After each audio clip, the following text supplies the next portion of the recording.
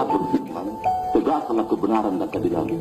Karena Allah, bukan karena Gus Dur, bukan karena ketua DPR. Karena Allah. Sekalipun terhadap dirimu sendiri. Tahukah kalian dengan sosok tersebut?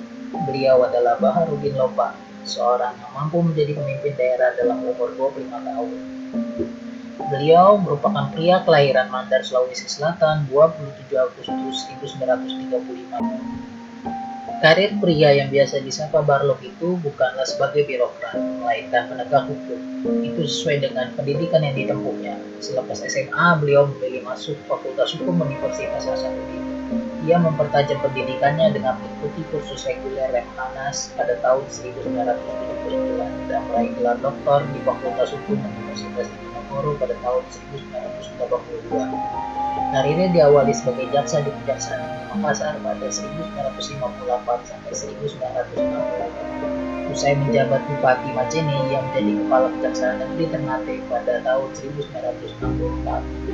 2 tahun kemudian, beliau menjadi Kepala Kejaksaan Tinggi Aceh hingga pindah ke Kalimantan Barat pada tahun 1974. Berikutnya, ia menjabat Kepala Pusdiklat Kejaksaan Agung RI tahun 1976 sampai 1982 dan Kepala Kejaksaan Tinggi Sulawesi Selatan 1982 sampai 1986. Sempat menjadi Duta Besar RI untuk Arab Saudi, beliau akhirnya menjadi Jaksa Agung RI sekaligus Menteri Kehakiman dan Perundang-undangan pada 2001.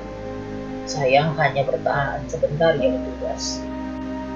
Pada 3 Juli 2001, saat melakukan perjalanan dinas ke Arab Saudi, ia mengembuskan napas terakhir karena serangan jantung dan kelelahan.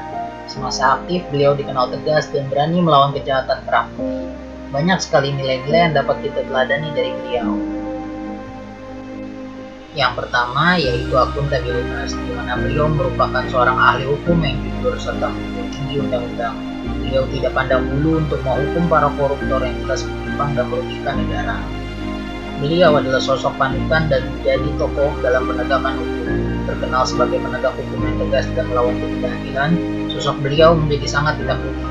Sikap anti suap, jujur, mewujudkan apa saja yang telah diucapkannya, bertanggung jawab, profesional dan tidak berpihak, serta pribadi yang religius tercermin dalam sosok Baharudin Lopa yang sudah sepantasnya kita tiru dalam menjalankan tugas kita sebagai seorang ASN. Kemudian nilai yang kedua yaitu nasionalisme. Dengan keterbatasan sarana dan prasarana, beliau tetap semangat untuk menjunjung dan menegakkan keadilan yang ada di Indonesia. Beliau menunjukkan sikap nasionalisme selama melaksanakan tugasnya. Selama menjabat sebagai Jaksa Agung, beliau tidak pernah membedakan siapapun yang dia hadapi, baik itu kasus besar maupun kasus kecil. Salah satunya saat menghadapi kasus Tony Gozal alias Go Tiang Kin yang dianggap kebal hukum. Beliau juga tak ragu menyelidiki para konglomerat di Indonesia. Beliau selalu memegang prinsip bahwa hukum harus ditegakkan untuk semua orang termasuk diri sendiri. Kemudian nilai yang ketiga yaitu etika publik.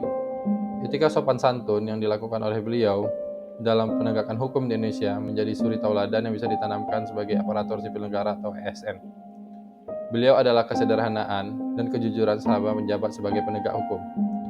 Beliau tidak berkenan menerima keistimewaan sebagai pejabat publik, pantang menggunakan fasilitas kedinasan di hari Minggu, bahkan beliau tidak malu menggunakan angkutan umum. Kemudian nilai yang keempat yaitu komitmen mutu. Beliau memiliki komitmen mutu yang berintegritas tinggi. Nilai komitmen mutu yang dapat kita ambil yaitu selama menjabat sebagai seorang Jaksa Agung hanya 1,5 bulan. Namun, beliau berhasil menggerakkan Kejaksaan Agung untuk menuntaskan perkara-perkara korupsi dan mencatat deretan panjang konglomerat dan pejabat yang diduga terlibat KKN. Yang terakhir yaitu nilai anti korupsi. Kebijakan pemerintah harus terbaik bagi rakyat, bukan untuk kepentingan penguasa. Meskipun kehidupannya mulai terisik dan terancam, tetap mengatakan tidak ada korupsi,